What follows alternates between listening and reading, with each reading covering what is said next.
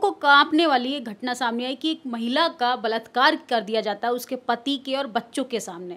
लेकिन अखबार की हेडलाइंस क्या होती हैं कि दबंगों ने दलित महिला का किया रेप। ये दबंग क्या होता है? दबंग किस जाति में पैदा होते हैं? दबंग कहाँ से आते हैं? कौन से बिल से ये लोग निकलते हैं? जिस लड़की के साथ रेप हुआ उसको लड़कियां ही उसके मुंह पे कालिक पोतती हैं, पूरे मोहल्ले में उसको घुमाती हैं। आप देखी होंगी कि अभी 2 दिन पहले होली का फेस्टिवल था, किस तरीके से लोग महिलाओं के साथ बदतमीजी करते हैं और उसको हम संस्कृति का नाम देते हैं, उसको हम धर्म का नाम देते हैं। तो ऐसे धर्म को और ऐसी संस्कृति को हमें लात मार देना चाहिए। नमस्कार, मैं हूं सकीना, आप देख रहे हैं नेशनल दस्तक।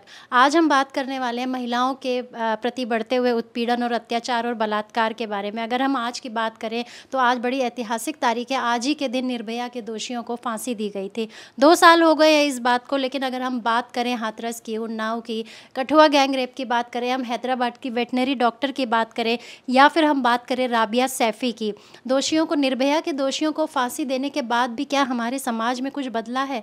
इसी चीज़ के बारे में आज हम बात करेंगे। मैं अपने सहयोगियों से ही बात करना चाहूँगी कि वो इस बारे में क्या कहना चाहेंगे कि निर्भया के दोषियों को फांसी देने के बाद भी क्या हमारा मानसिक जो एक हमारे समाज की जो एक मानसिक रुग्ण की अगर मैं बात करूँ, जो एक मानसिक विकृति की अगर मैं बात करूँ, तो क्या हमारे समाज के लोगों में कुछ बदला है? क्यों हमारे समाज में बलात्कार के जो मामले हैं हमारे देश में वो बढ़ते जा रहे हैं और वो थमने का नाम नहीं ले रहे हैं? मेरे साथ फ़रीन है, मैं फ़रीन से बात करती हूँ।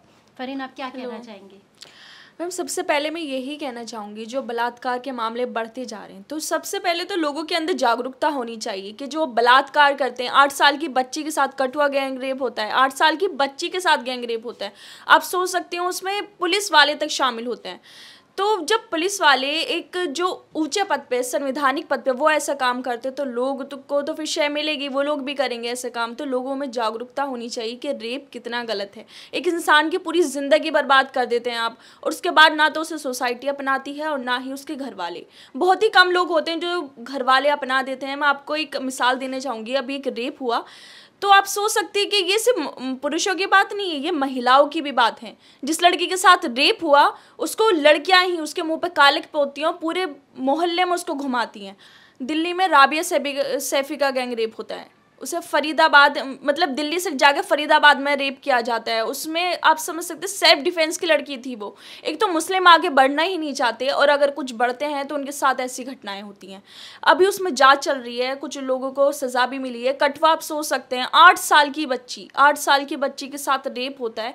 उसमें जो पुलिस वाले शामिल थे, कुछ को तो उम्र कैद की सज़ा हो गई, कुछ को 5 साल की सज़ा हुई। लेकिन ये क्यों होते हैं? मेन मुद्दा ये है कि रेप होते क्यों हैं।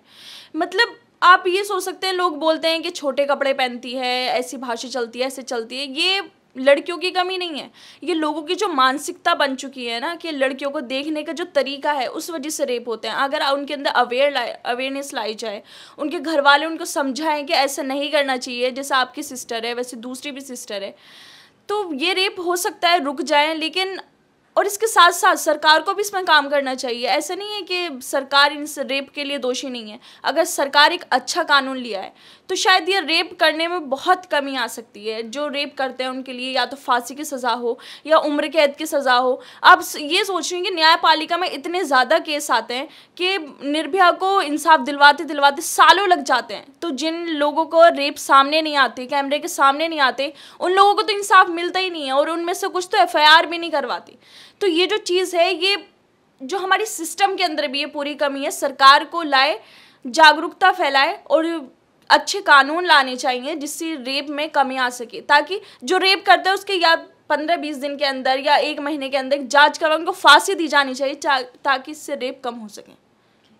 आपने देखा कैसे फ़रीन ने अपनी राय रखी कि जो भी रेप के मामले आते हैं, बलात्कार के मामले आते हैं, उसमें जल्द से जल्द कानून का फ़ैसला आना चाहिए, फास्ट ट्रैक रूट में इसकी वो सुनवाई होनी चाहिए, और हमें इसे लॉन्ग टर्म पीरियड के लिए इस फैसले को नहीं छोड़ा जाना चाहिए।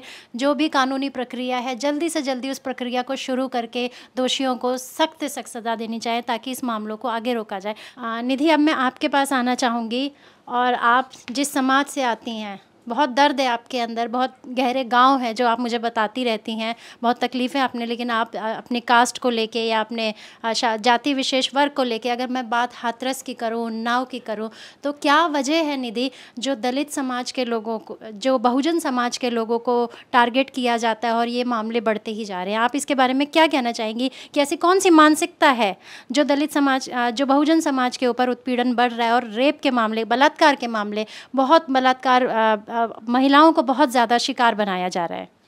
मैम, आपने जो गंभीर सवाल उठाया इसके लिए आपका पहले तो बहुत बहुत धन्यवाद, क्योंकि ऐसे मुद्दों पे, ऐसे सेंसिटिव मुद्दों पे हमारी ना मीडिया बात करती है और ना अखबार टेलीविज़न बात करते हैं। जब बात करते भी हैं तो आप हेडलाइंस देखती होंगी कि अभी राजस्थान के धौलपुर जगह से एक गंभीर और रूह को कांपने वाली एक घटना सामने आई कि एक महिला का बलात्कार कर दिया जाता है उसके पति के और बच्चों के सामने।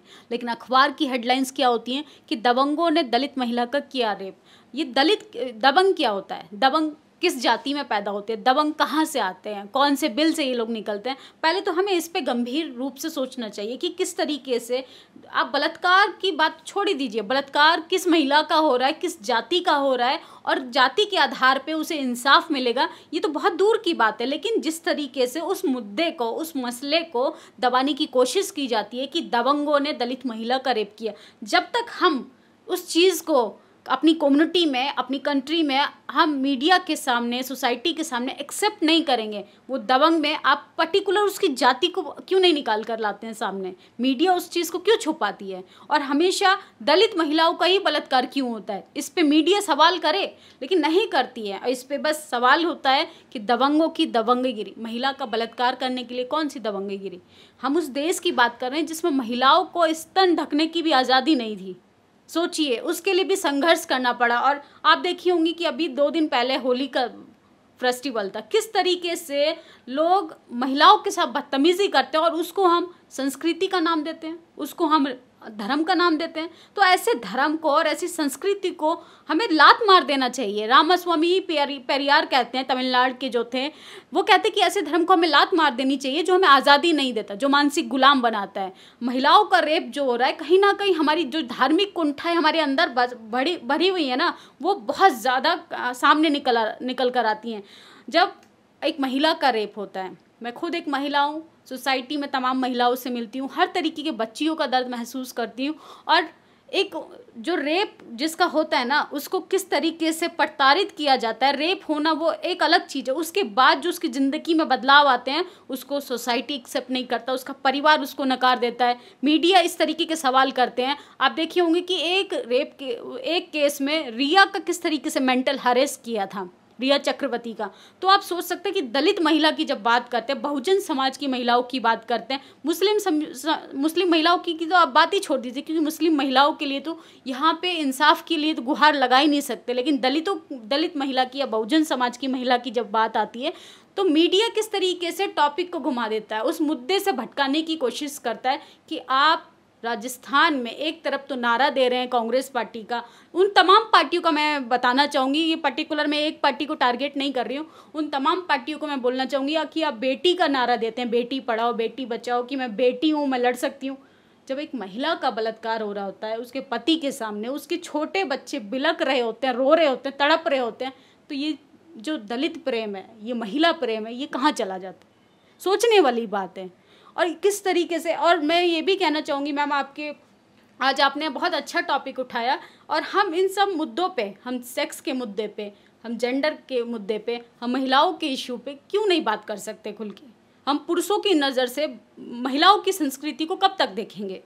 हम पुरुषों के आधार से, फिल्मों में दिखाया जाता है पुरुष डायरेक्टर होते हैं, अगर मर्द का भी दर्द बयां किया जा रहा है, उसका भी दर्द डायरेक्टर दिखा रहा है, एक मर्द डायरेक्टर दिखा रहा है। और ये पुरुष प्रधान देश है, इस देश में पुरुषों की नज़रों से हमने महिलाओं के जो दायरे सीमित है उसको देखा है। महिलाओं का दर्द सिर्फ महिला ही बता सकती है, लेकिन उसको ना मीडिया दिखाता है, हमारी सरकार ना बात करती है। और अभी एक मिनिस्टर थे जिन्होंने बात की कि सेक्स के मुद्दे पे हम बात नहीं कर सकते। एक स्टेटमेंट आया था कर्नाटका का कि हम सेक्स के मुद्दे पे बात नहीं कर सकते। जब हम ऐसे मुद्दों पे अवेयरनेस के लिए बात नहीं करेंगे तो मैम नॉर्मल सी बात है कि अपराध तो बढ़ेंगे। और एक महिला का रेप होना गंभीर विषय है, लेकिन जो दलित महिला होती है, बहुजन समाज की जो महिला होती है, उसके साथ एक जाति के नाम पे शोषण होता है और उसके जेंडर के नाम पे शोषण होता है। उसका दोहरा शोषण किया जाता है इस देश में, और नाम दिया जाता है कि दबंगों ने दलित महिला का रेप कर दिया। उनके लिए तो सिर्फ हेडलाइंस बन जाती है, उनके लिए तो मुद्दा बन जाता है, उनके लिए चर्चा का विषय बन जाता है। लेकिन महसूस कीजिए उस दर्द को, जो एक महिला चिल्ला रही होती है, एक तड़प रही होती है। निर्भया कांड इतना बड़ा क्यों हो जाता है? कहीं ना कहीं जाति थी उसकी आगे, कहीं ना कहीं वो सवर्ण महिला थी। मनीषा वाल्मीकि का रेप हो जाता है, रातों रात उसको जला दिया जाता है। आज उसके आरोपी खुलेआम घूम रहे हैं, उसका परिवार नज़रबंद है घर में, लेकिन क्या हुआ? वो नहीं पकड़े गए क्योंकि वो दलित महिला थी। और तमाम पॉलिटिशियन लोग राजनीति करने के लिए हदरस पहुँचे, राजनीतिक मुद्दा बनाया गया क्योंकि उत्तर प्रदेश चुनाव की कुर्सी भी तो जीतनी थी। तो मैम, बहुजन समाज की महिलाओं को जब तक वो शिक्षा नहीं लेंगी, एजुकेट नहीं होंगी और अपने राइट्स पे वो खुलकर बात नहीं करेंगी, क्योंकि झूठा डिग्निटी का रोना रोके हम आगे नहीं बढ़ सकते। हमें सेक्स जैसे मुद्दों पे, महिला से जुड़े मुद्दों पे खुलकर बात करनी चाहिए, तभी शायद हम इस पुरुष प्रधान देश में महिलाओं के लिए इज्जत पा पाएँ। Thank you. देखा आपने निधि ने कैसा अपना दर्द बयां किया और किस तरीके से निधि ने बताया कि दलित महिलाओं पे दोहरा शोषण होता है कि एक तो वो महिला है, ऊपर से वो दलित है।